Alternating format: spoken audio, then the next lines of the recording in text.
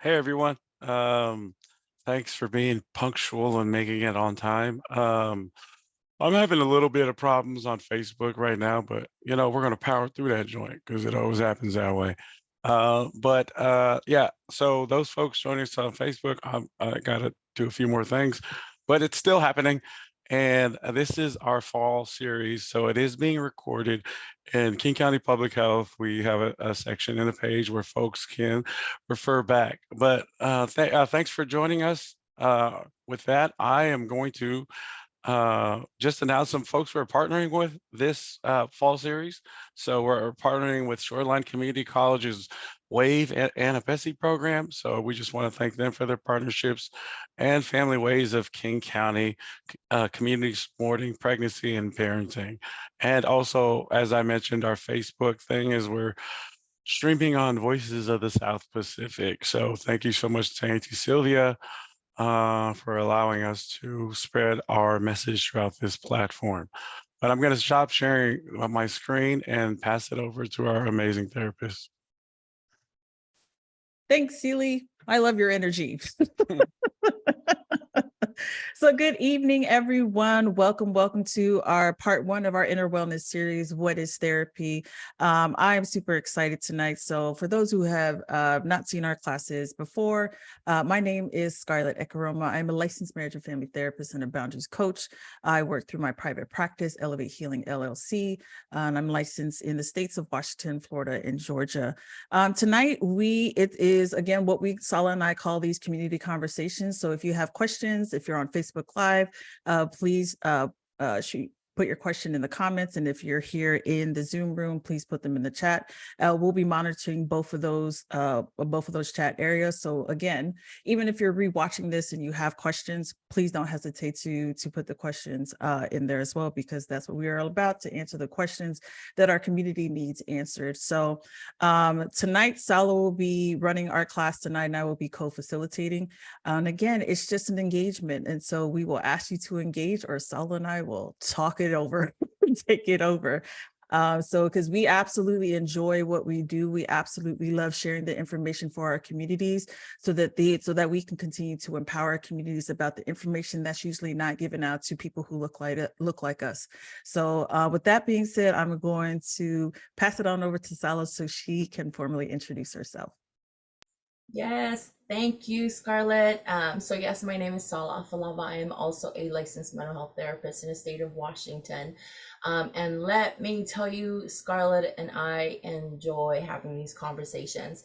No matter how many times we run these same topics that is in regards to mental health, it may be the same, topics, but we find that it's just a different conversation every single time, because every single time new people are joining in, so we get different feedbacks from these conversations. So we're always excited, and we always look forward to just to hear what the engagement is going to be like. So like Scarlett mentioned, we want this to be more of a community conversation, rather than just two professionals trying to talk to you about mental health or about therapy. No, we really want this to be an experience where you get to be open. We really do take the time to just address your questions, and we take the time to be able to hear you out and what you have to say, share your stories. Because if it's one thing our community are like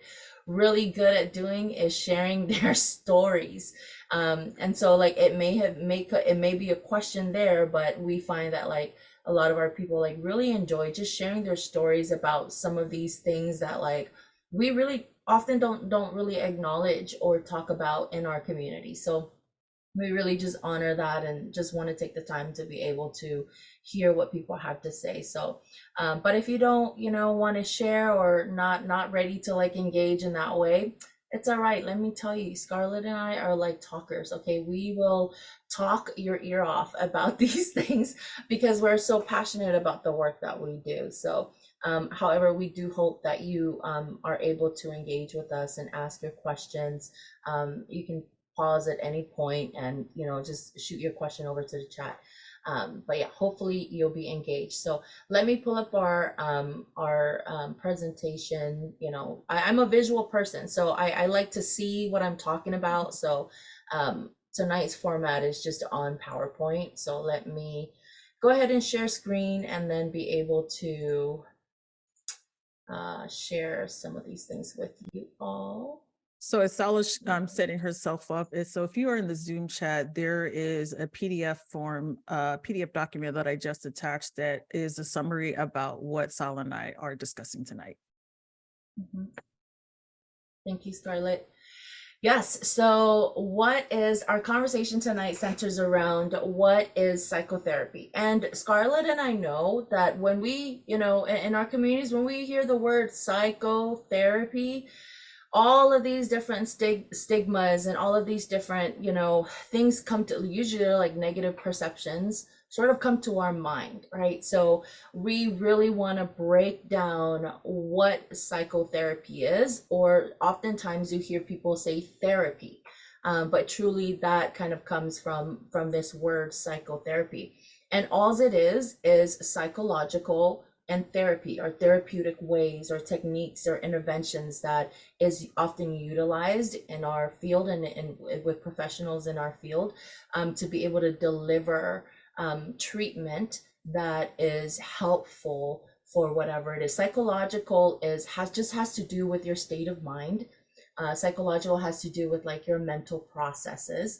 So it's I know it's like sometimes, you know, we see this word and we're kind of a little bit like, oh, and usually it's because of the stigma around therapy and around even the word. I remember like growing up in Samoa, where, you know, you see someone that is, you know, maybe now that I know, like may have been experiencing mental health concerns, and we say, oh yeah, he's psycho. You know, it's like, oh, he's like mental in the head, you know? So we used to say things like that, and not even knowing. So now that I have like this, just another, like an understanding of what this word is and what it is, it doesn't seem too scary. It doesn't seem like it's something that, you know, that is a bit scary for me to look at. I see this and it's a form of like a way that we're able to deliver help to people. And so that's what we're going to be talking about tonight, is really, we're going to break it down. We're going to break it down to just have the conversation on what is this thing? What is psychotherapy? And like, even like what Scarlett had said earlier when we were talking, like we break it down to like, even helping you understand like what are these letters behind. Whenever you see a mental health therapist, there's all these like letters behind people's names, and we break it down to even that, like understanding like what those letters mean, what those licensure means, and what they sort of address, right? So again, that's going to be our conversation. The focus of our conversation tonight is what is psychotherapy.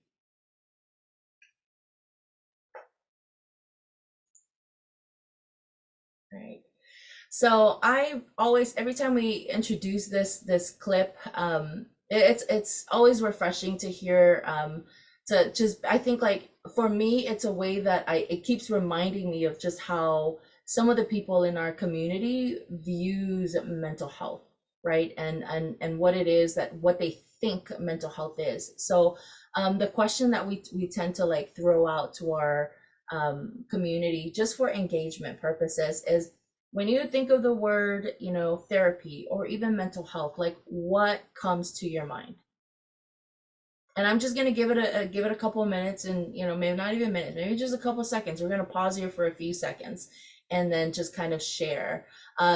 I almost want to say to like Scarlett, if you could remember, because let me tell you, Scarlett and I did like this entire week of like mental health workshops last weekend. This conversation was also one of the conversations that we had with some of our elders and some of our, you know, community members. So Scarlett, do you remember any of the responses, you know, from some of those community workshops that we did last week around this question, when we did ask this question? Yeah, one of the things I think that stuck out that resonated with a lot of the individuals are saying was isolation. Like just a lot of isolation. Like they it was almost like they weren't allowed to talk about what's going on Yeah. inside it Mhm. with them. And what was interesting, it wasn't just from the younger generation, it was the older generation saying the same thing. Yes. And so Mhm. it was for me, it was a bit heart-wrenching for the elders to say we weren't, I felt alone. I Mhm. felt really alone in that. So those were some of the things that I recall that was said in this class that we held last week. Yeah, I think, and I think like one of the responses I could remember from one of the workshops Scarlett and I had, even before last week, was one of the ladies from a church that we went to, and her response to this question was whenever she hears the words mental health, like it's something that she didn't know about, like exist. So even the existence that like, or this idea that like, your mental health is considered part of like your overall health. Like to her, it was like, yeah, they didn't even really know that it was a thing until, later on in life. And a lot of that's like culture, sort of ties into that. So that I think that response, sort of stands out to me. But just gonna throw it out there. Any responses, or anybody that want to share, like when it comes to the words therapy or even mental health, like what comes to your mind? You can either unmute or put it in the chat. Mhm. And if not, and I think Celi's monitoring our Facebook thing. So if there's any Mhm. questions, just let me know. But just for the sake of our time, and if not, just gonna go ahead and play this video, and then we can share a bit about it afterwards. So here we go. Let me know if the audio is good, Scarlett, please. I think that you can talk about stress. Okay. Anxiety, you can talk about it, but mental, no. Mm. They don't call that mental What do they say? Crazy? crazy. They Mm. label you. So if you talk about it, then you'll be labeled. You be labeled. There's a mental Okay. person in your family, and no one is supposed to. But When you think of, when I say the word mental health, what is the first word that comes to your head? Embarrassment Okay. Embarrassment to the family. to the family. If someone has a mental health issue, what's the first word I don't you like think? saying it, but No, do it. they're a retard. Okay. But I don't No, know, we just have to be handicap. honest here. Handicap, retard, yes. I have no idea. That's what they- fine. Seclusion. Okay. Yeah, I'll go with what he said. Which one? Retard. Okay. I don't know how to. it's really hard with the Pacific Island, the community, because we don't have words to Right. describe what's depressing, what The bipolar American. is. Okay. What they're all crazy. That's the thing. When we came from Tonga, we only learn about stress and depression here. Here in America. Yeah. And when the diabetes, if your sugar diabetes is low and you are sick, and in the island, they think you are crazy. So a lot of great points from this short clip, and one of which that I always point out from this short clip is language. And a lot of our communities, and also like what a lot of our elders are in our communities are experiencing is a lot of time our native languages does not have words even to describe a lot of these things too that we encounter in our mental wellness, right? So, and I always use the example of like depression in the Samoan language. Like we don't have like an exact word for depression, but if I were to like do a literal translation, it's probably like an entire sentence for me to try and explain what depression is, and that'll be translated in a way that like that I know will hold the same weight with what depression is defined in English.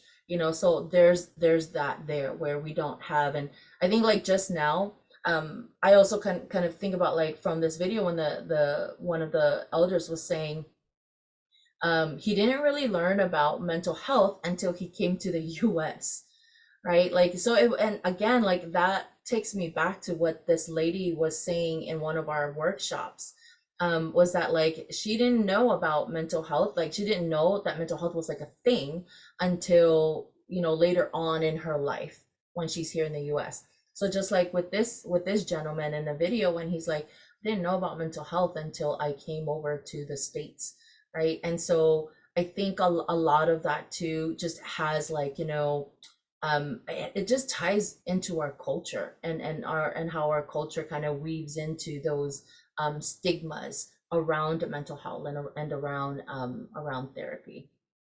Scarlett, did you want to add anything? Yeah, I mean, because part of the video kind of stuck out to me in regards to what we experienced with our elder group last week in regards to like because like one of the things we had to help them understand the difference was between physical therapy and mental health therapy. Yep. You know, they thought it was all the same. And then even in that video, they were talking about like diabetes. Yeah. So they Wow. how they group it all together. So we Yep. have to really help them separate. So because even there was another individual that in a class who was really what he was talking about was more dementia versus because he thought that was mental health and Yep. mental health therapy was like, so we had to help like really Yep. deconstruct their ideas of what therapy is. Yes. Yeah, wow.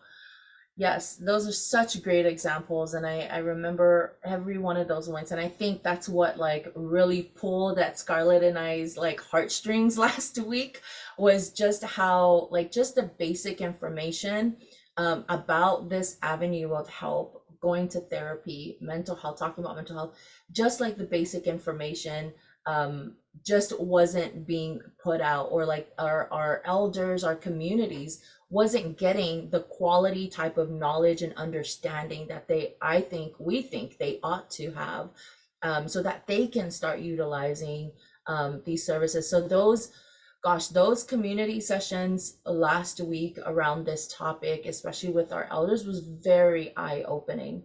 Very eye-opening. Like Scarlett said, like it was just having to like really explain to them and help our elders understand like, oh no, what you were experiencing when you were going through that was not, you know, that was not like a serious mental health thing. It's like, yes, that's anxiety, that is you feeling depressed, which is a whole difference, right? So we spent a lot of time like afterwards just breaking down like what some of these things are and helping our elders sort of really understand mental health and even therapy from what they thought it was. And it was so powerful, so powerful.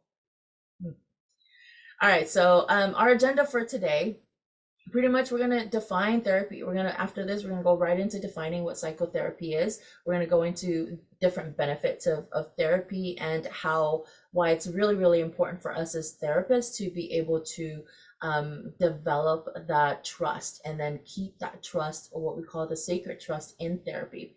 We're also going to be talking about the different types of therapy, and then going into how we can sort of weave in our culture, or how connected, or how I would connect my Samoan culture if I were to explain it to my Samoan community. But is more of like a moment of reflection, reflecting on your own culture and how you're able to sort of tie mental health into that. Then we're going to discuss how to find a therapist. We even, provide you with questions to ask a therapist once you are sitting across the table from them in your first appointment. And if you didn't know that you can ask questions, now you're gonna know, like, because we give you the language, we give you the words to use to be able to at least something that just to start off with in that space. We even let you know like what it is that you need to look for in a therapist, because again, the reason why we're breaking all of these things down is simply because we know that this avenue of help is new. It's something that is not, it's, let's just say, research shows that Asian American, Pacific Islander, Native Hawaiians, we underutilize going to therapy. So we barely even, this is not a place where we tend to go to as our first go-to whenever we need help with things, with our mental health. So we even break it down to you and let you know, like, okay, here's what you can look for in a therapist. And then just adding on, just understanding that you do have a right as a mental health consumer, as a person that takes full advantage of these benefits where you're able to see a mental health therapist. Like, you do have a right as a client. So those are just some of the things that we're going to be talking about tonight, and I'm just going to get going.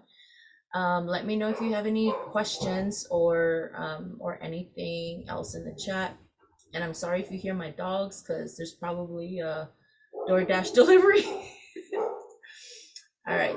So again, like, our purpose for today's class is just to inform and empower our community. Like, this is why we love the work that we do, is so that we can continue to give that awareness to our community. And even more so, right? Because, like, after last week, it's like I just have this, a whole different perspective and outlook on, how much our community needs the mental health services.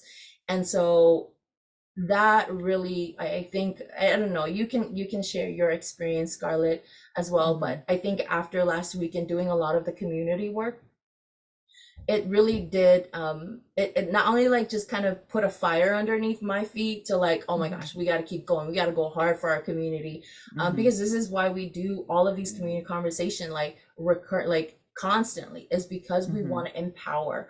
We want to empower and we want to inform our communities about, hey, this is another avenue of help that you can take advantage of, because research is showing we're not using it. So we want to make sure that we are getting the information out there. Yeah, and just to add on to what Sala was saying, when we initially started this, when Sala and I would meet, we talked about like the importance of just teaching the core of what therapy is, and then these core things so that we can teach our communities, because we saw a lack of the information of what our people and our communities weren't getting. And the response that we got from, so for example, I actually counted it the other day, Sala, like we did 16 workshops last week, all free. And the impact that we received from our community about, like, the things, because a lot of the overall message was, and it was from, we did youth all the way to elders, and the overall message was we just didn't know. Like, we just didn't know. And so that's why we find we're going to keep having these conversations until someone says we don't want them anymore. But, because we just want to empower, like Sal was saying, empower our communities. Yeah. So definitely, we can go on and on about that, because it really did inspire us to just continue to do the work that we do, because even hearing all the feedback from all the different workshops that we were doing, now that gave us an idea of what the next step that Scarlett and I need to do when it comes to having these conversations. And not only that, it really I think affirmed for Scarlett and I that we are on the right track as far as having these core community conversations. So this 8-part series that if you're tuning in on, and this is the very, very first one it's an 8-part series. So we hope that you join us for all 8 of these different conversations, because these are the core, these are the basic conversations that we push out. And we ask our sponsors like King County, APCC, to be able to keep running it, because there's still a lot of people that are, just having that basic understanding is really, really needed. So, but okay, so going into it, again, if you have any questions, let Scarlett know, let Celie know, put it in the chat. So what is psychotherapy? All it is, psychotherapy is this interaction or treatment that is between, so it's like interaction, treatment, relationship between a licensed and trained mental health professional and a client. That's all it is. A client can be, a patient, a couple, a group, a family, right? So whenever you hear the word psychotherapy, this is what it is. All it is a form of interaction. It is a treatment It's how Scarlett and I do our work. Okay, excuse me. It's how we do our work. And so again, this is not, you sitting down and, just venting to your BFF, right? Your BFF is not a licensed trained professional. So we can't say, oh yeah, I was having psychotherapy with my girl, and we over here chit chatting. Like, no, that's just you chit chatting with your BFF. Okay. Psychotherapy is a term that we specifically use for this interaction, because within these interaction, it's there's treatment that's being done. Those treatment is being delivered through various interventions, and so is this relationship between the therapist and the client. And again, like, I think this picture that we have on here is such a really great depiction of what it is that we try to do in therapy, right? So my mind goes to when we explained this to our elders last week, but maybe Scarlett will share on it, but let me just stick to the slide because I'll go off, go way off. This interaction, it's like this picture does a really, really great depiction of it, because you'll see a client that comes in. So a person can come into therapy and they have, like, imagine having like sort of this ball of yarn in their mind, right? They just come in, there's so much things that's going on in their mind. It could be that they are going through a depression. It could be that they're having suicidal ideations. It could be that they just got fired from their job and they're having a lot of inner conflict or even interpersonal conflict with people. So they come in and all that's in their mind, it's weighing on them. And because whatever it is that they're thinking about affects how they feel, and then how they feel, that sort of manifests, in their behavior or their responses, their, external responses. So they come in with all of these things that is just like, in their mind. And what a skilled therapist does, what a licensed professional does in this psychotherapy space, is we're able to sort of like unravel that a little bit. We're able to help you kind of pull back the layers a little bit and just kind of find out like what is at the root of what is going on with you. So we take the time, right, to kind of like, okay, let me just untangle this a little bit. And we do that through a lot of interventions that we are trained in. We do that through a lot of different techniques that we are trained in our field. But that's what it is. That's what that space looks like. It's a space where we get to sit down with people and we just get to hear their stories. And if you've been into one of our conversations before, Scarlett and I always say, like, it is such an honor to be able to sit in those spaces with people, because when we see people, we usually see people when they are at maybe the worst time of their lives. We don't see people when they're doing really, really good. Nobody goes to therapy when they are like, at the top of their game. They are doing great, like life is good, living my best life. Like, no, usually when we are sitting across from people, it's because they've had the worst day of their lives. And that worst day may look like a whole week of worst days. It may look like a whole month of worst days. And that's usually who we get to see and what we get to sit with and be able to help them just kind of like untangle a little bit. So that's a little bit about, hopefully, if there's any questions about what psychotherapy is, and hopefully also even hearing that, this word won't seem so scary, and this word won't seem like this, big stigma that, oh, psycho or whatever that we tend to think about. Hopefully you see it as like, oh, okay, like there's a lot of interventions, there's a lot of healing that's going on when we get to like sit there with people and just kind of like untangle a little bit what they're going through. Scarlett, did you have anything to add? Yeah, so just for those who are watching on Facebook and here in the Zoom, so psychotherapy, it's also is known as just mental health therapy or mental health counseling. And so we use the term psychotherapy because that's what it's actually defined as, what we do. So just when you hear psychotherapist, it's a licensed professional. When you hear mental health therapy, still because these terms are used interchangeably. It's the same thing, and mental health counseling is the same thing as psychotherapy. Yeah. Any questions or comments? Celia, are we good on that? Scarlett? I All think, right. Celia, Yeah. are we good on Facebook? Yep, we're good. Good. Okay. All right. Well, again, let me know if you have any questions, comments, or even if you just want to share a story of going to therapy. Trust me, we've heard it all. All right. So, of course, now we know sort of what this, what this space looks like of psychotherapy. Now we've defined it, right? We understand what it is. It's not such a big, scary word anymore. And we know that it's this interaction between a licensed professional like Scarlett and I, and someone that's sort of going through a lot of things, and they just need that, that extra person to be able to help them navigate through what it is that they're going through. Someone that's trained in that area and trained in different ways and modalities to be able to assist and help you like peel back the layers, right? So now that we know what psychotherapy is, now we can understand some of the benefits of going to therapy.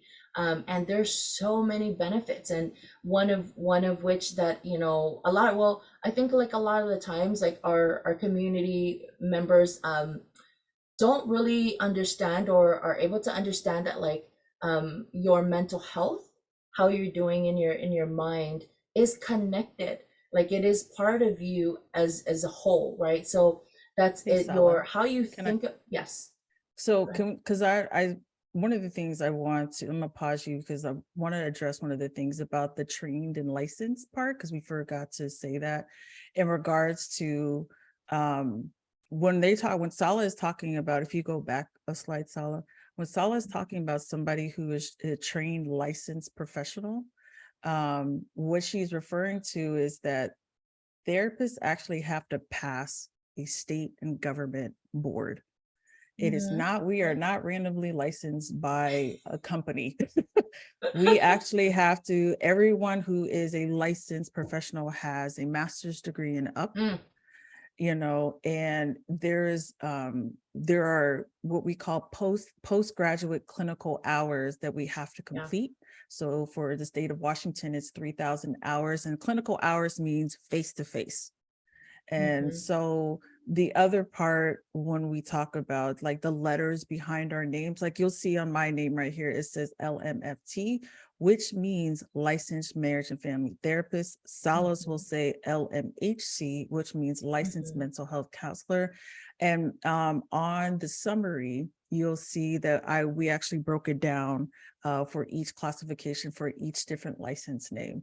And so I just wanted to make sure that we address that, because sometimes people just see, I don't know what these letters mean. And now you know, and now you have that empowerment. So again, anybody who is a licensed therapist, they pass the state and the national test.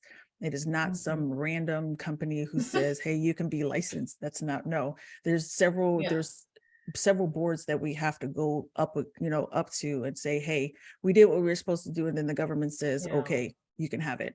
You can have this license. Yeah.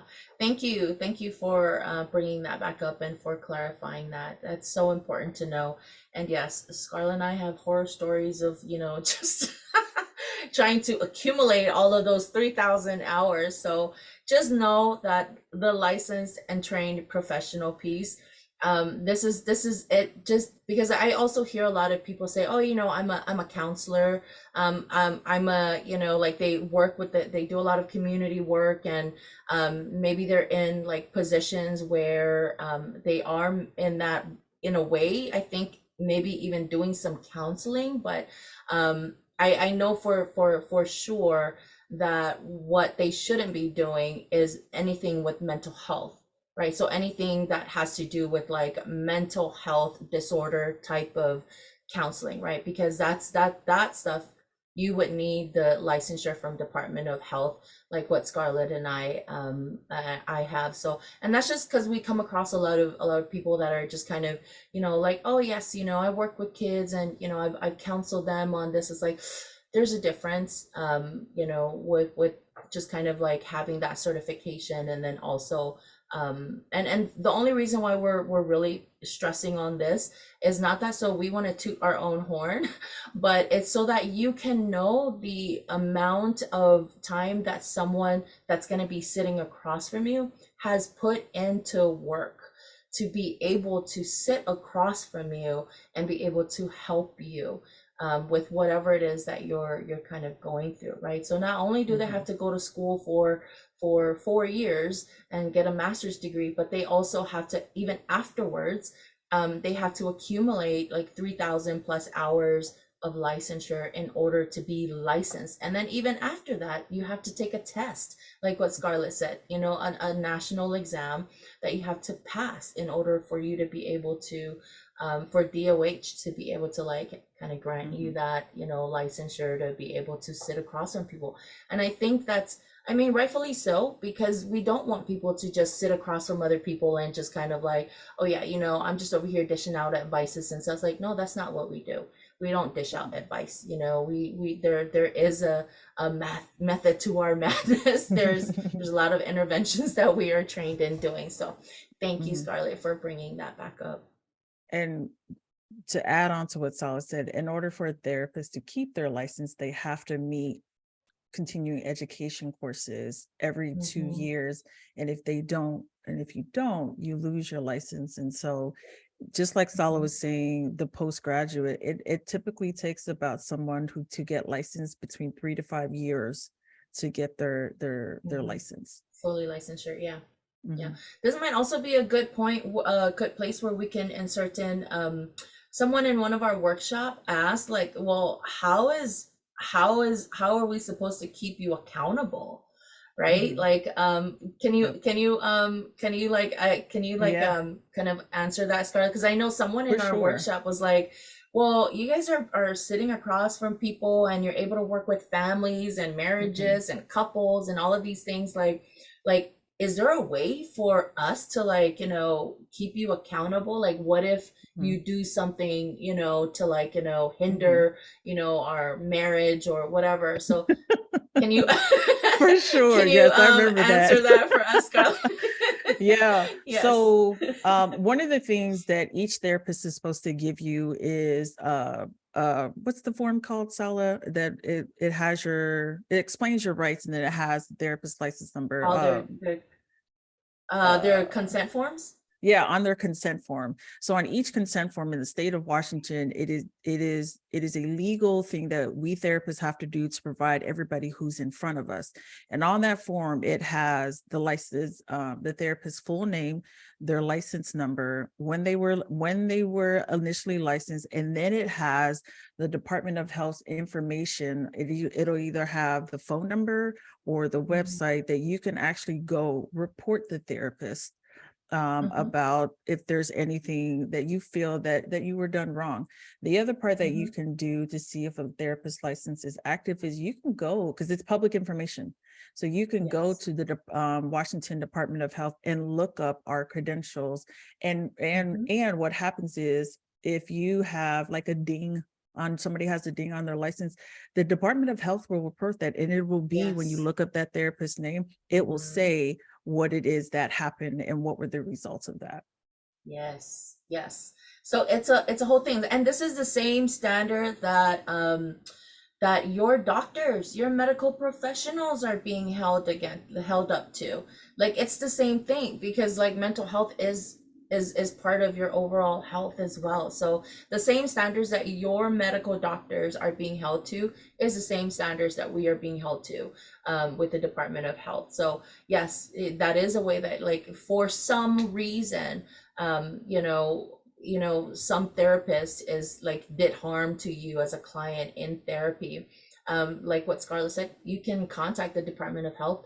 Our license information is on the Department of Health website. You can search it by names, and then you can file a complaint with the Department of Health. What the Department of Health does, they then start an investigation, because of course they're not just gonna take every complaint and, you know, ding people for it. So they take every, you know, those complaints, and then they do their internal investigation. And so then they're able to let us know whether or not our license are going to be impacted.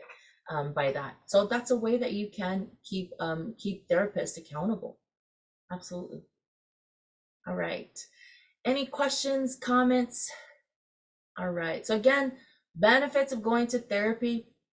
As I was saying, you know, a lot of the times, like, our people like don't know that like how you are doing mentally really does impact how you feel, and then how you feel, however you are feeling, you know, in turn, like it comes out and how you interact with people.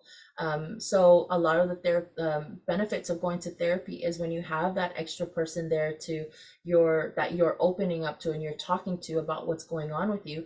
They can help you by like this therapist is able to maybe even teach you coping skills. Maybe they're even able to help talk you through or help you navigate through whatever, how you are thinking about things. Because sometimes, like, you know, we can be really set in our own thoughts. We can be really set on how we think about things, right? And we can be really set. And a lot of times, like, when people like your family, your friends, when they try to challenge you on things, like, you're not receptive to that.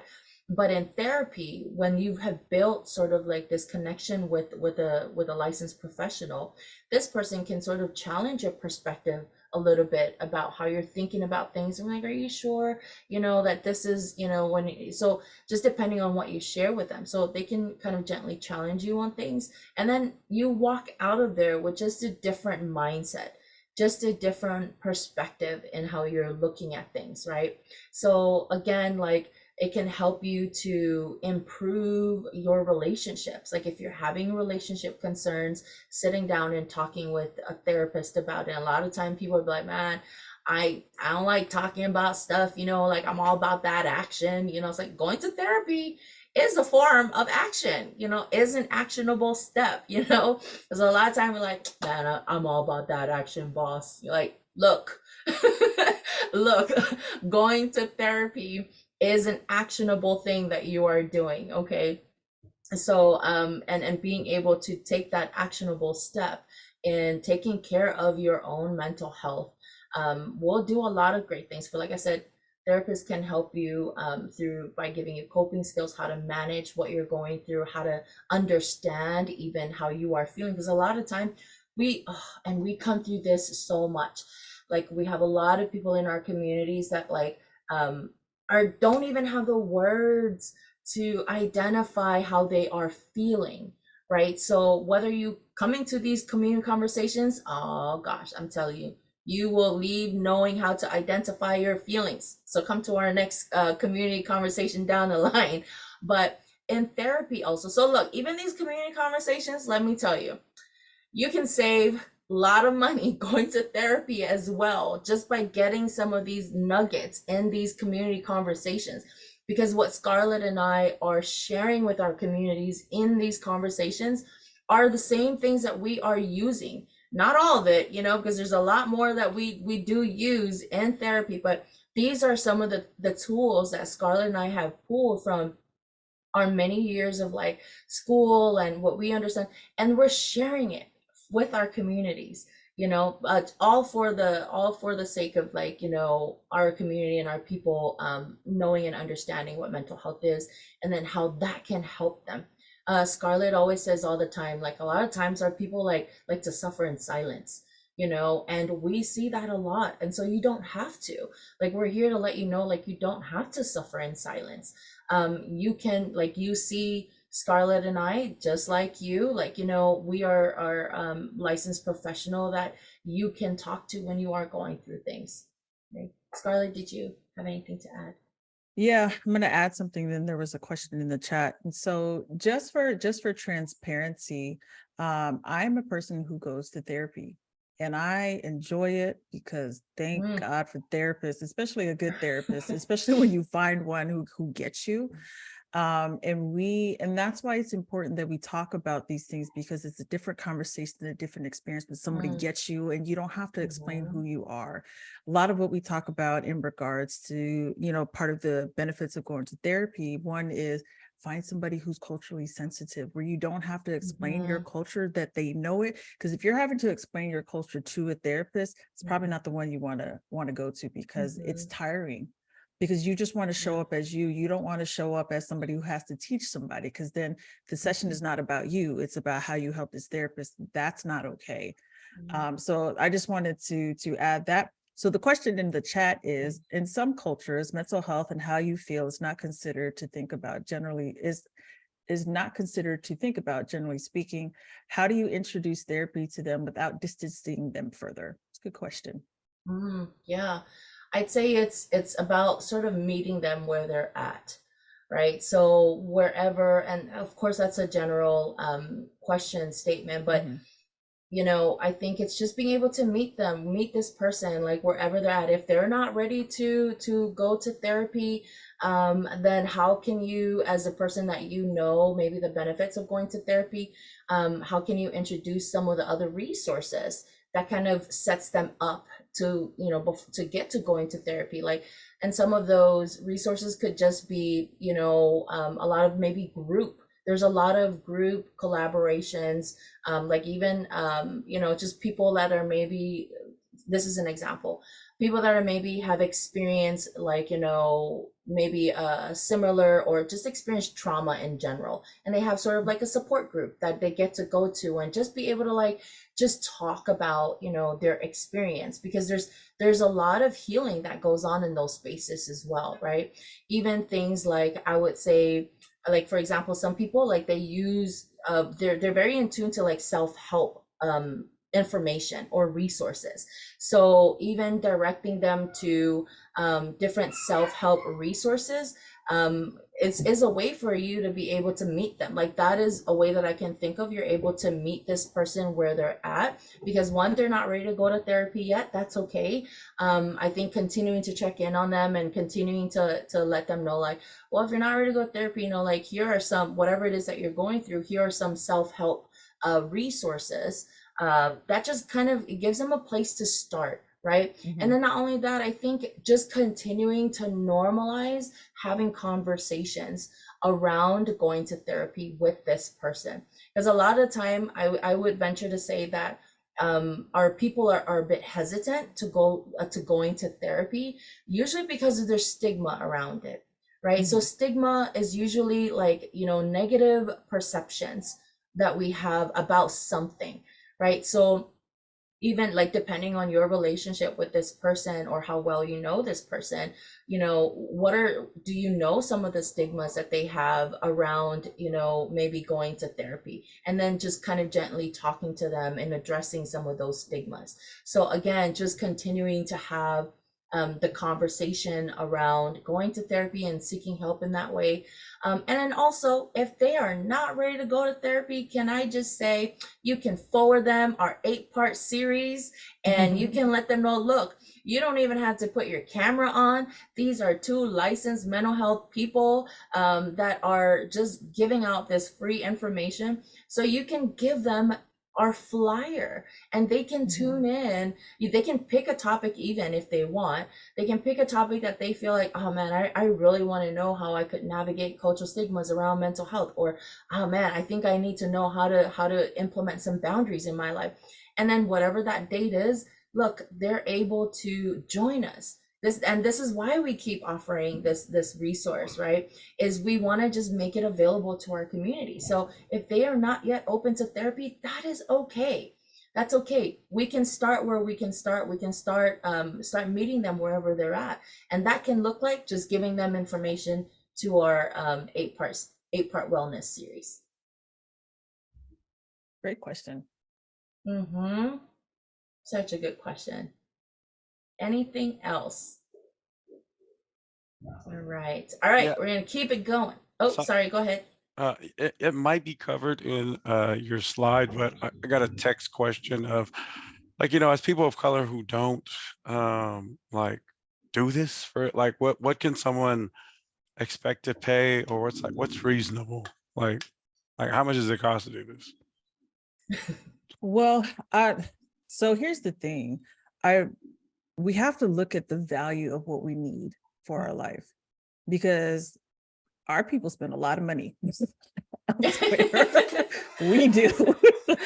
And so I always answer that question when people say, that it's just like, you have to look at the value that you're receiving in regards to, because what Sal and I do, we're talking about life lessons that literally that you receive. And that, because the one thing I know, everything that we teach our clients, they're literally teaching it to their contact circle.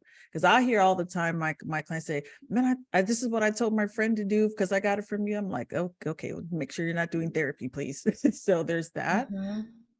So it's really thinking about like, what's the value that you want? Because if you're, and I'll just say this, prices range from, literally can range from $60 all the way up to like, some people charge an exorbitant amount. Like I know a colleague of mine who charges $1,500 for a session. So it just, it's just what it is. But it's just like, when you find a therapist that who you match with, it's because, like I said, it's really challenging to say I would say you can't put a dollar amount on the value that you get, because again, I have seen our people spend some money on things that just are not, in the long term. When I think about it, it's just like, is that really valuable? Is that going to help you when you are 80, when you are 50?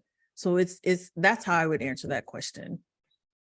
So yeah, no, absolutely. Like another way I look at it too, and Scarlett and I have like had conversations about this too, is because we understand that, like, gosh, like going to therapy is not cheap. We know that. And why we continually try to partner with a lot of nonprofits, a lot of different organizations in our community, and we just ask them that we understand that like financial barrier is definitely a barrier when it comes to our community members getting the services that they need. But I would say, like, look at it as an investment.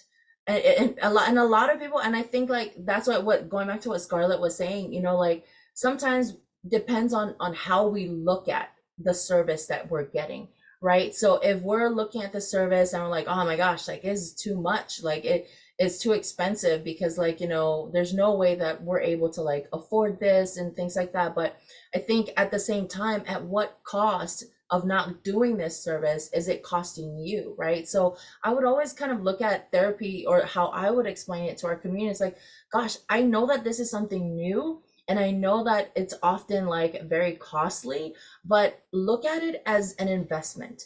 Look at it as a financial investment to your own well-being, right? I mean, I think about like, and this is by no means trying to shame or trying to, pass any judgment on anyone, but I know like I have two boys that are in football camps, and I'm telling you, like, even just the fees alone to get those kids in are just significant amounts, so, but I see it as an investment. Like, I love that they enjoy being physical, being able to, like, just get out and move around and exercise and play a sport, so I see it as like, okay, all right, I know I'm investing in that, in that part or in that piece of my kid. Same thing if I'm wanting my kid to play an instrument and I want them to take lessons, and I will pay the extra dollar for them to go and take those private lessons, even though it is expensive. But I see it as an investment, and I'm trying to develop in them like a skill or something, or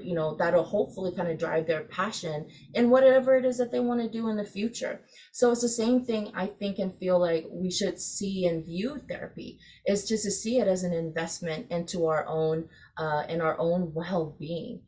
So I think that's such an excellent question. Again, we know that therapy fees are like expensive, but at the same time, like I want to answer the question by saying just a little bit about how our mindset in going into therapy, and not seeing it as like, oh great, like it's just another thing. It's like, no, you're actually investing in yourself, because like what Scarlett says, it's not like you buy something and then it's like, oh, it's gone tomorrow.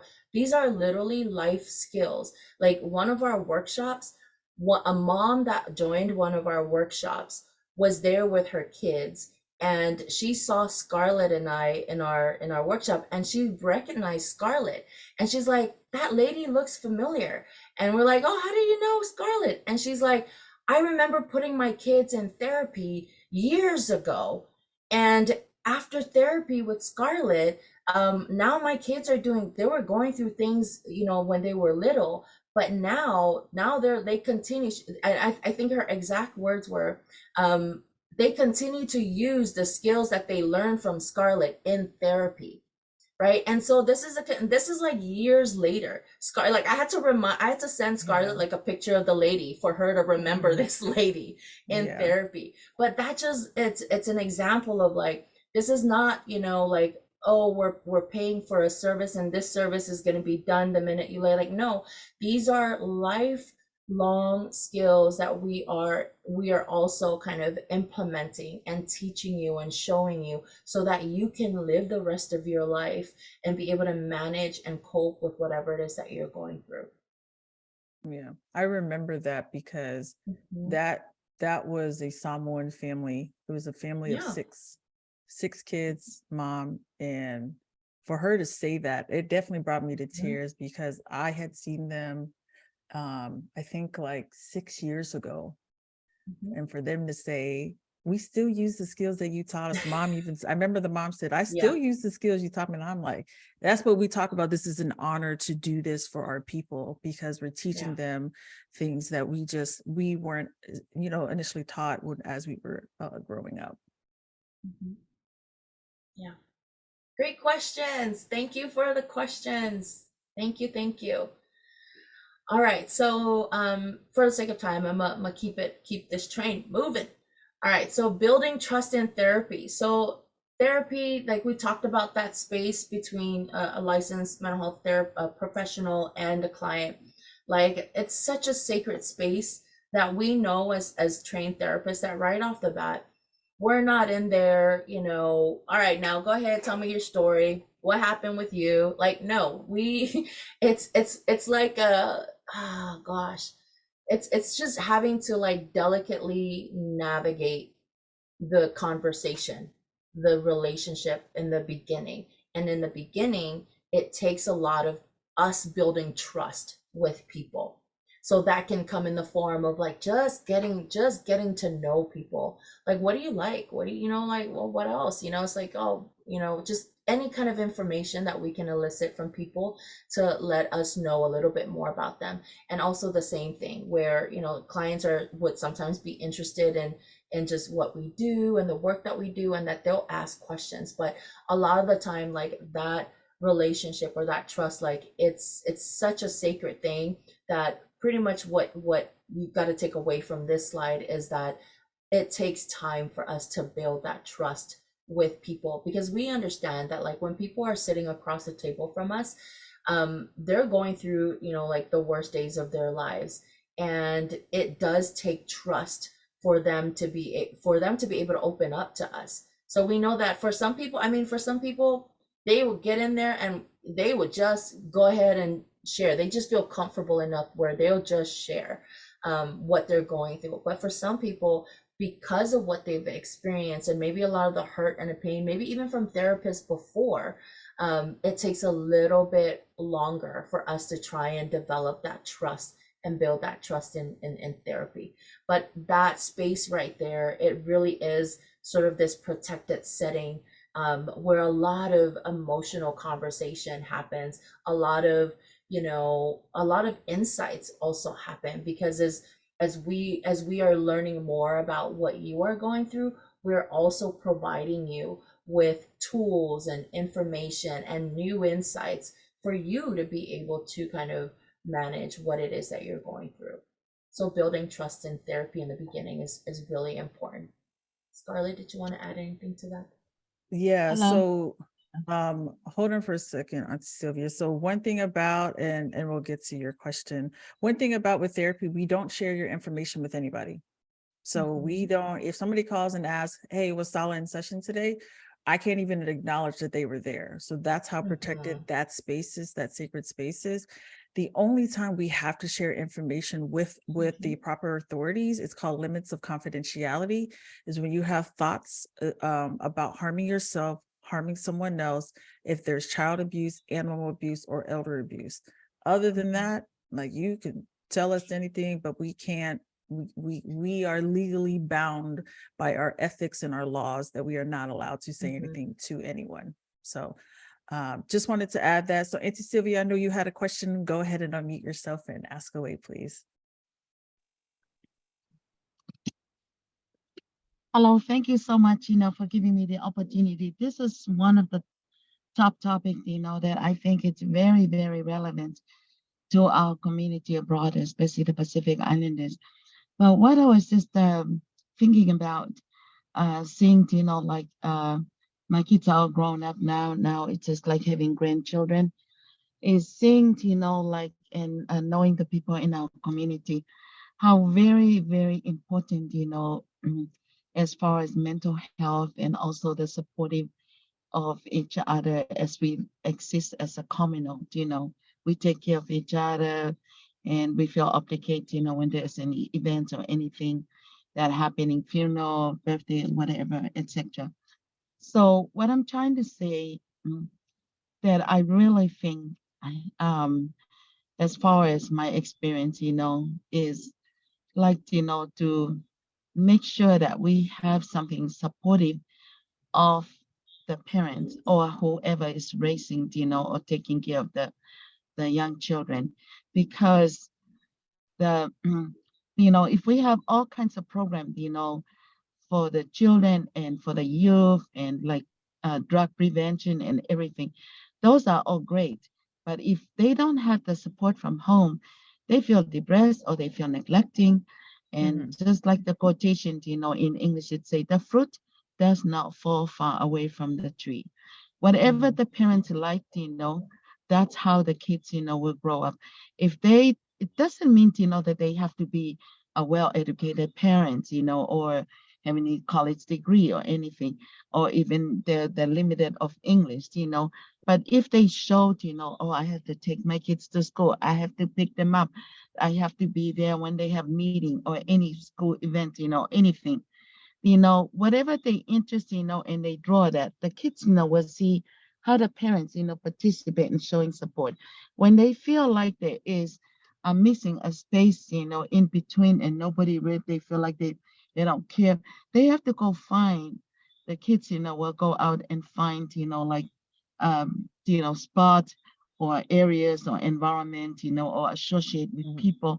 And sometimes they associate with the wrong people and they get influenced, and that's how they end up into trouble, but if we build, like the parents, to just encourage them to know how important it is. We're not telling them, demand, but we're just showing how important it is, to show support. Take, them, like that. And then the kids will always feel, oh, okay, somebody cares for me, somebody loves me, takes a village, to raise a child, but I really think that the root is from, the people that are taking care of the parents, or maybe the parents, already passed or whoever. But that's the main thing that we need to focus on, to, have some kind of a program that we need to, to start from home. Well, and I'm glad you said that, Auntie Sylvia, and thanks for your comment. So just so you know, Sal and I are actually working closely with King County and Sealy to provide these same classes or for the parents, in particularly for the parents. So because we definitely know the need for the community, so that they can just continue to grow and flourish, because we know, we definitely agree with you that it definitely starts from home for sure, so that it can be not only a better environment for the parents, but a better environment just for the family, just in general, because we know whatever happens at home can definitely impact the community as well. So we appreciate you sharing that for sure. Thank you. Thank you so much. Yeah, I'm sorry for taking much of your time, but it's just kind of like, we look at it, it's like a house. If the pole, like it's not like strong enough or whatever, or it's not really like a good pole, and it's the house, it's kind of like the pieces of the house will start falling, apart, Yeah. Yeah. Yeah. But anyway, I also, yeah. Go ahead, sis. So just so you know, like, even though the classes that we're teaching are right now, we're teaching these are general, information that we give, but every group that we meet with, we actually curtail it to that group. So like our elders got a different, a more specific presentation in regards to what is therapy, because it addressed their needs. So that would be the same thing with the parents. It'd be the same exact, just addressing what the parental needs are. Mm-hmm. I was gonna say, like, I think another thing too is this current 8-part series, like, I know the question and the need is like, something for our parents. It is, I think, a very, very practical thing that we can do is whatever it is, population that you're working with. Let's say you're working with teens and their families.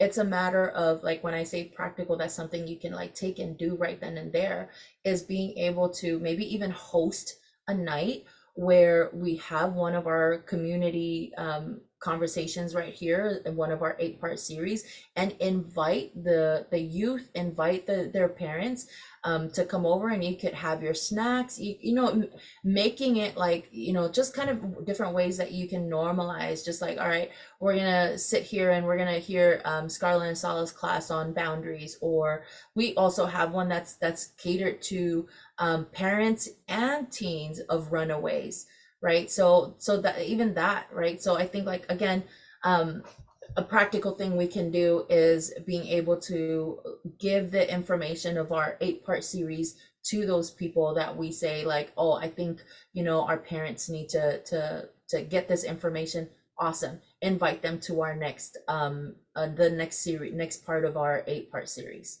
Okay. Awesome question. Thank you so much, MT Sylvia, for the questions and the comments.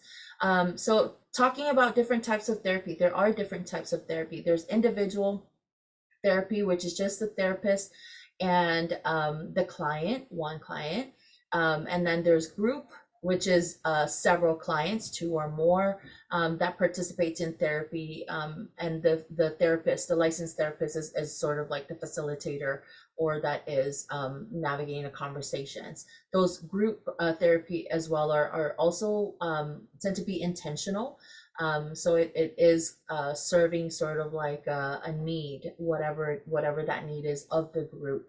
Then there's also family therapy. So if you didn't know that there's such a thing, it is a thing where if a parent is having a difficult time, maybe talking to their teens, the entire family can go into therapy, because we understand that, like, a lot of the time in the family unit, it's an entire system that is at work there. So a lot of times the parents could be like, well, this kid never listens to me, and the kid is like, my parents never listen to anything I have to say. So then it's a system that we have to address, not just individually.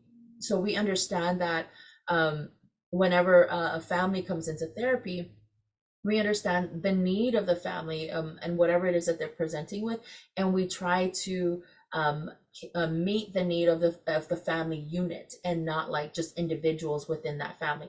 So when you have a family that you're like, oh man, I want to go to therapy with my family, just know that just because you're the adult does not mean the therapist is going to align with you, right? And just because you're the one, that you feel like, oh no, my kid is the one that's always getting into fights at school, my kid is the one that says, just because you say that doesn't mean that the therapist is going to be aligning with you.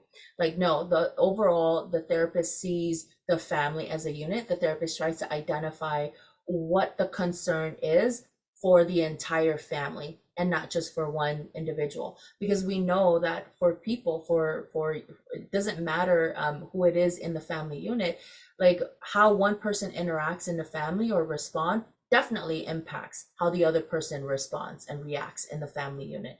So then we try to make those things known, and we try to bring those things together. And then there's couple therapy, which is, it's a couple and a mental health therapist, where it could be on any issues regarding their marriage, their relationship.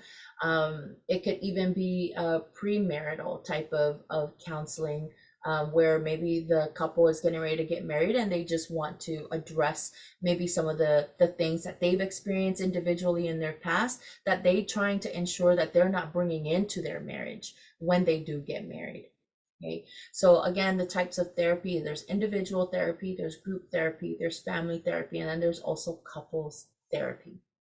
Okay, anything you want to add on that, Scarlett? Yeah, so for each type of therapy, there's also you can find a therapist with a specific training. So for example, for like group, there are specific groups for post-traumatic stress disorder. There are specific groups for teens with depression, adults with depression. Even there's groups for parenting. And so even there's specific type of family therapists, there's a specific type of couples therapist, individual therapists and such forth. Yeah, for sure. All right. Any questions? Please let Celia and Scarlett know.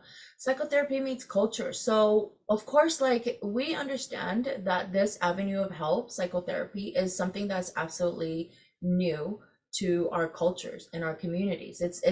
We come from communities that like we tend to sweep things under the carpet most of the time.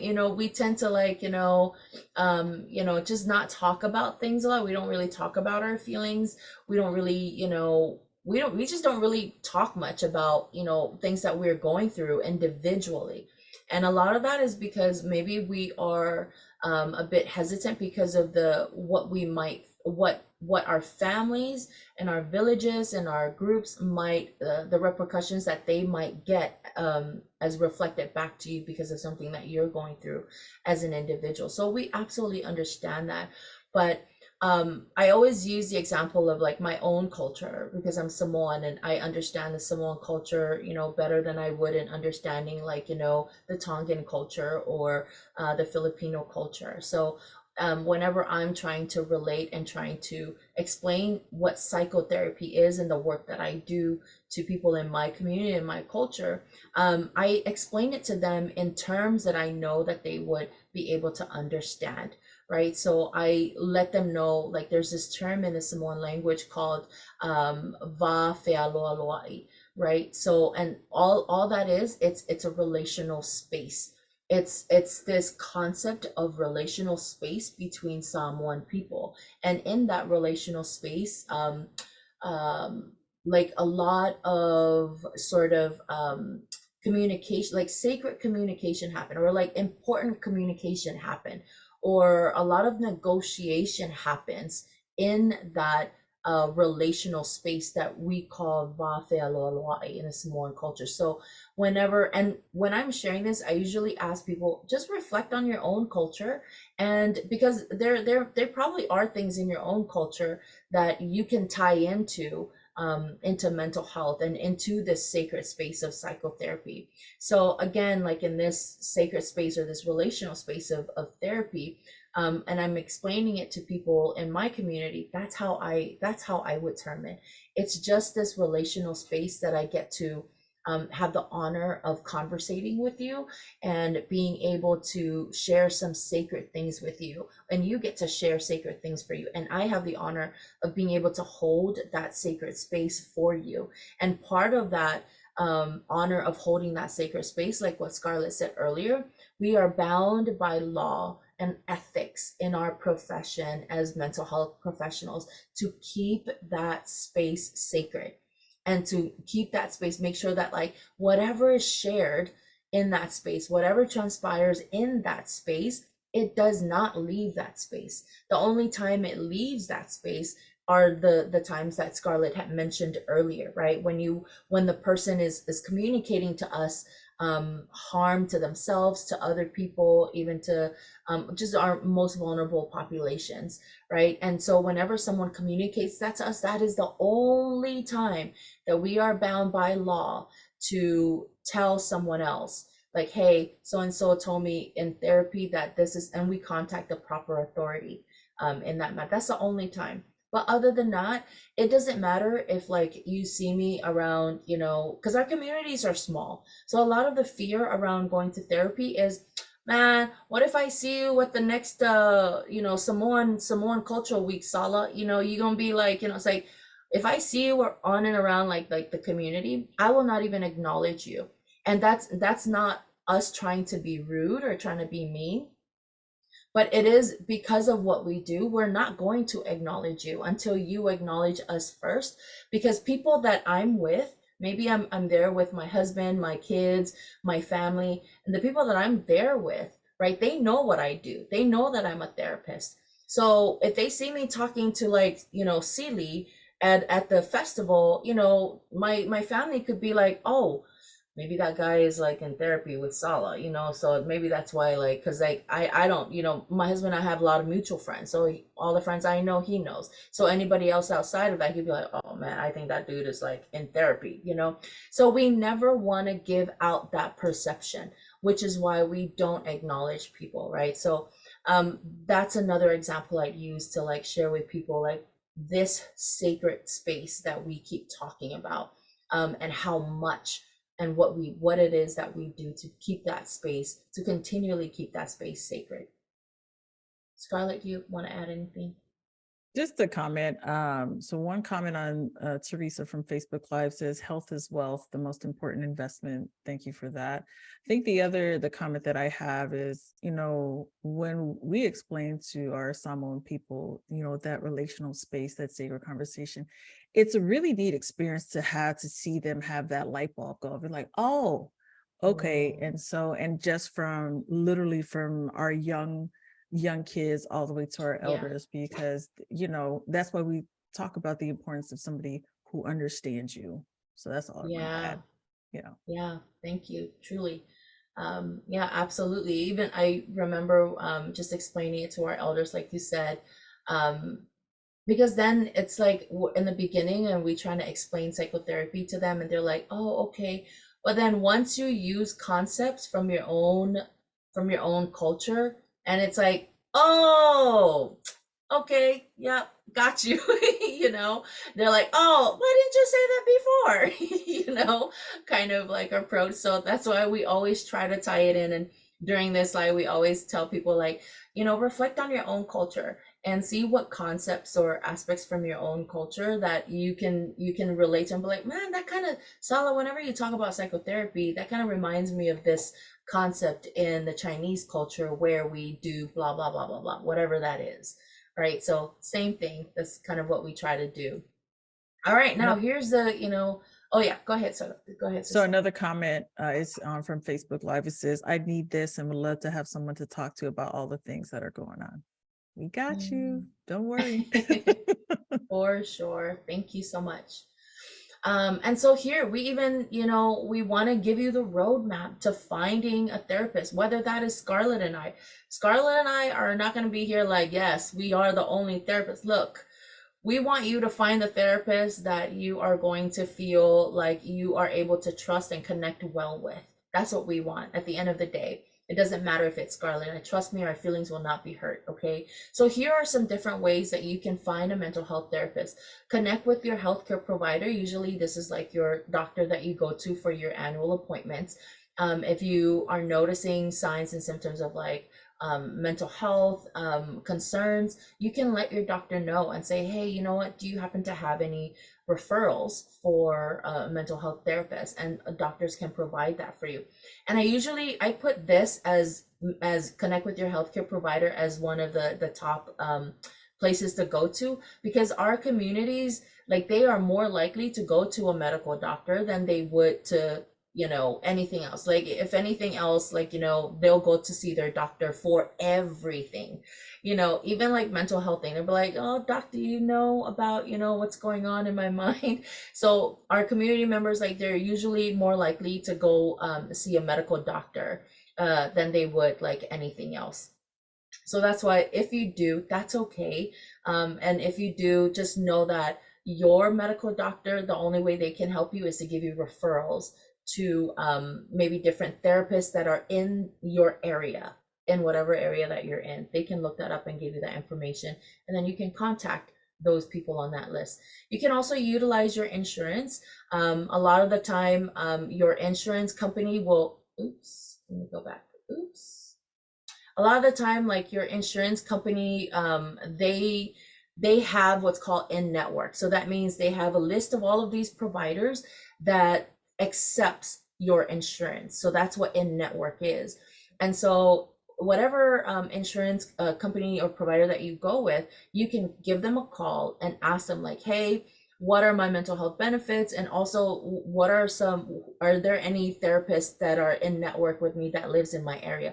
And then more than likely, they're able to pull that information up really quick, and they'll tell you like, oh, there's a therapist that lives 5 miles from you or 4 miles from you, and they accept Cigna.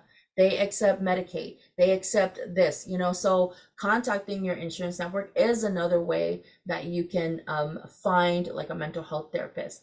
If you're comfortable enough to ask a family or a friend or a clergy member, you're more than welcome to do that as well, especially for people that know people that have been to therapy. Now, if they had a good experience, I'd say ask them like, hey, how did you find that therapist? Like, how can I, you know, can I see that therapist? Or maybe I'll see if that's a good fit for me. Or where did you go to find that therapist? And then you can use that as well. A lot of the workplaces, they use what's called EAP. I think it's employee assistance payment plan, or is it plan? Employee assistance plan, right? Program. And so they have referrals, like they can refer you to therapists that accepts EAP. So even that's a benefit, like I think is really common in a lot of the workplaces. You may not even know that you have EAP. So if you don't know, that's something to check for with your employers and see if you have EAP benefits. And then you can utilize those EAP benefits. They can send you referrals. And then of course, there's like a lot of these different local organizations and different resources around in our community, either locally or nationally, that you just look, we are, you know, in an information age where you can Google something and like you'll have like organization that, you know, that pops up that will give you all of the information of where to find a therapist as well.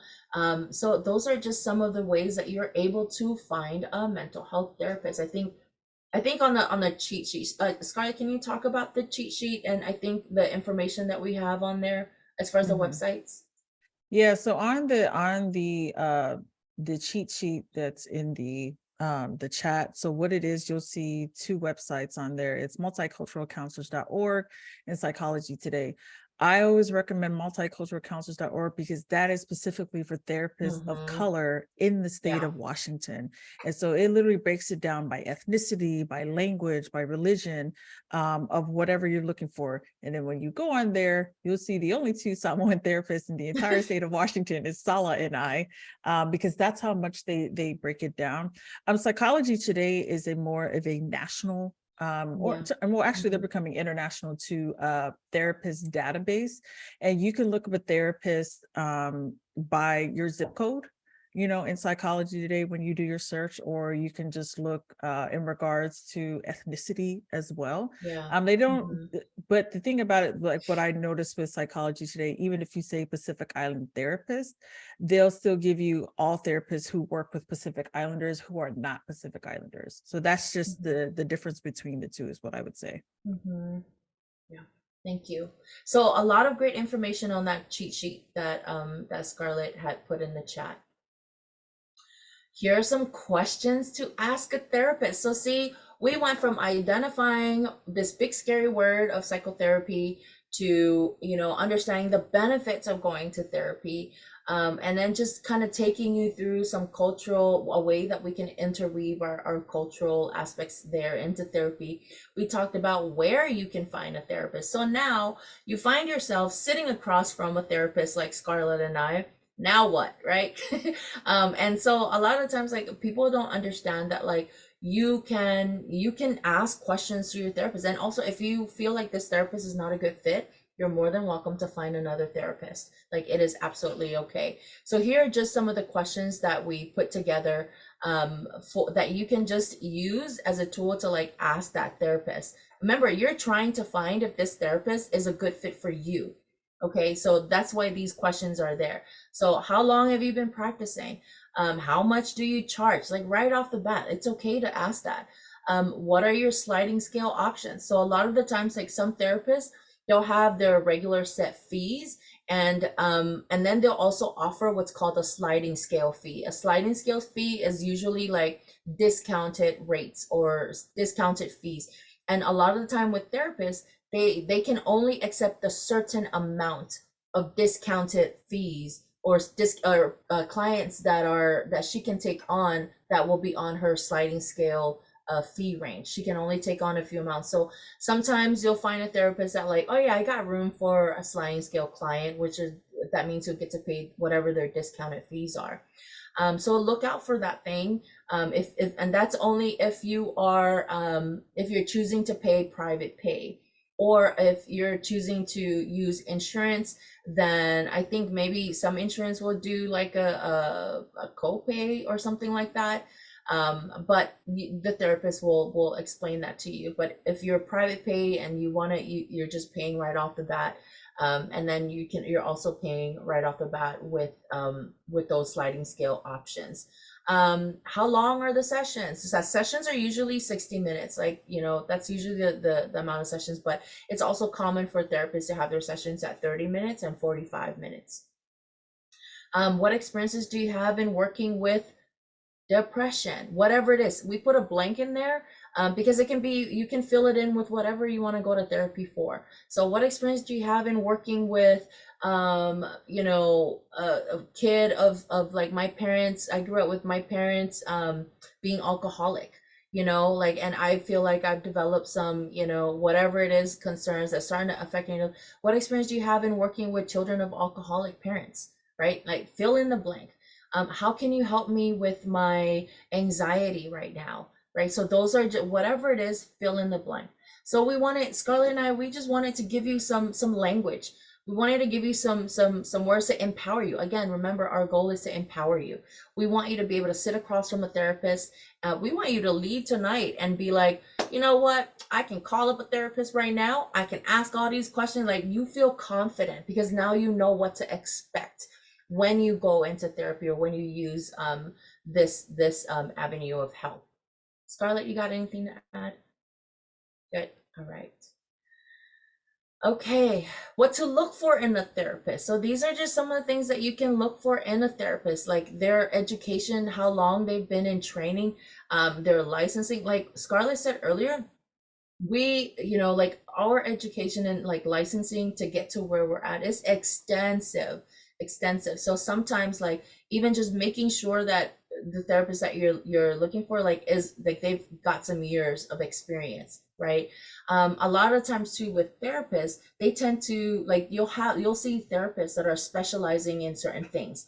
Like for example, one of my specialty is specializing in treating OCD and anxiety disorder. So I'll say that in my bio. I'll say that in sort of my profile. So if there's something specific that you feel like I want a therapist that is specific in working with trauma, that is something that you can look for. So those websites that Scarlett had shared earlier, you can even, like Psychology Today, you can narrow it down by the concerns that you're going in for, like trauma, anxiety, OCD, depression. You can narrow it down by those topics, and then it'll show up all of these lists of therapists that are specializing or have experience in working in those different areas, right?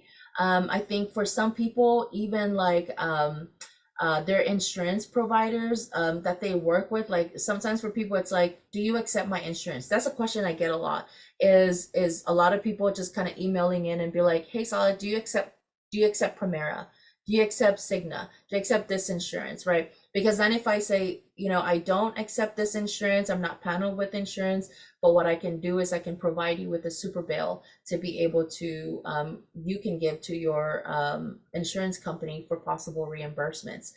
So just, again, these are some of the things that you can look for, because maybe you really just want a therapist that takes your specific insurance, and that's okay. Okay. Scarlett, got anything to add? Yeah, I mean, the big thing is just like Sal and I are very big on therapist shop. You don't just because your insurance says you have to go to this therapist, you don't. because they can't tell you who to go to. So let me just put that out there. You get to decide who you want to see. And so really think about what actually works for you, like some characteristics that works for you.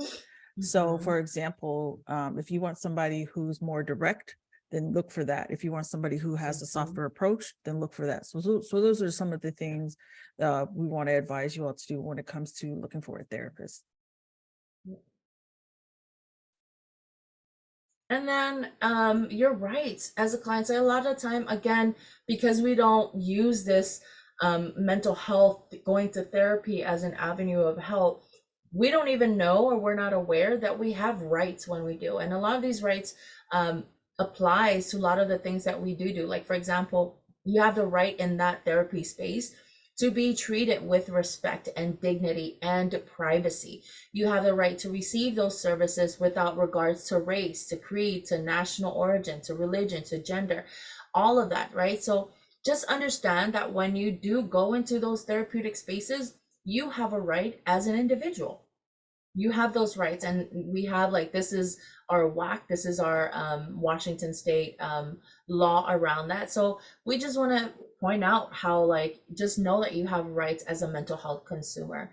And a lot of these rights, because I know a lot of times people think that, like, oh, it's just me and this therapist, nobody's going to know what's going on in here, so I don't even know if you have the right to even leave if you don't like that therapist. You know, you feel like it's not a good fit for you, you feel like maybe their approach is maybe coming on too strong or something. You know, if it feels like it's not a good fit, just know that you have the right to even request your information, whatever information that therapist had wrote down, whatever the diagnosis is. You have the right to kind of request and inquire about that information. And then also, of course, HIPAA applies to our therapeutic spaces and the work that Scarlett and I do as well. So HIPAA, of course, it gives you the right over your health information. And like I said, this is where you get to request your information. If you want to know your diagnosis and your therapist has never said anything about what they think your diagnosis is, ask them and request it in writing. You can do that. So just know that HIPAA also applies in the work that Scarlett and I do. And that was it. I'll just kind of give some space for questions or comments, or just anything that maybe is lingering out there in the chat. Thank you everyone for coming. I'm going to turn it over to Celia. I know we're a little bit over our time. And so for those in the chat, you know, I put Sala and I's websites for you all to have, and then also you can get it from our comrade Celie. Yeah. So again, if you have questions, even if you're rewatching this, please send it into Sala and I, or put it in the comments. We will definitely get back to you and answer it for sure. So Celie. Yeah, thank you so much. That was super helpful. So yeah, I always learn something new. In the chat box, I actually threw a form just to gather feedback on this session, and we will be meeting again next Thursday. We may change the platform, but we'll still be here. But yeah, I want to just stay strict to time and, you know, end on time. So with that, just thank you so much for that information, Sala and Scarlett, and thanks to you guys who participated and came. We really appreciate it. And we will be sending this out, and folks should be able to share with community.